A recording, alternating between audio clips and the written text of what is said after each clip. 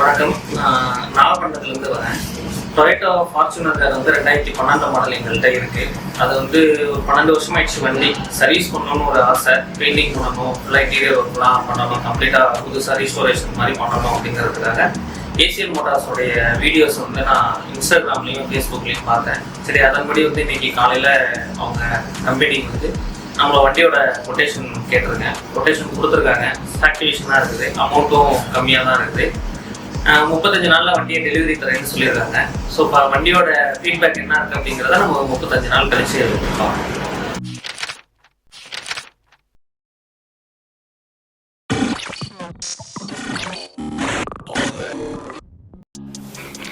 வணக்கம், நான் நாகப்பட்டினத்துலேருந்து வரேன்.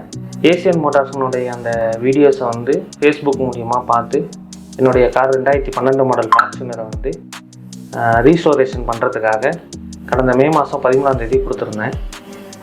என்னுடைய காரை வந்து நல்லபடியாக ஒர்க் பண்ணியிருக்காங்க. பெயிண்டிங் நல்லாயிருக்கு, இன்டீரியர் ஒர்க் நல்லாயிருக்கு, சீட் ஒர்க்கும் நல்லா பண்ணியிருக்கிறாங்க. குறித்த தேதியில் டெலிவரியும் கொடுத்துட்டாங்க.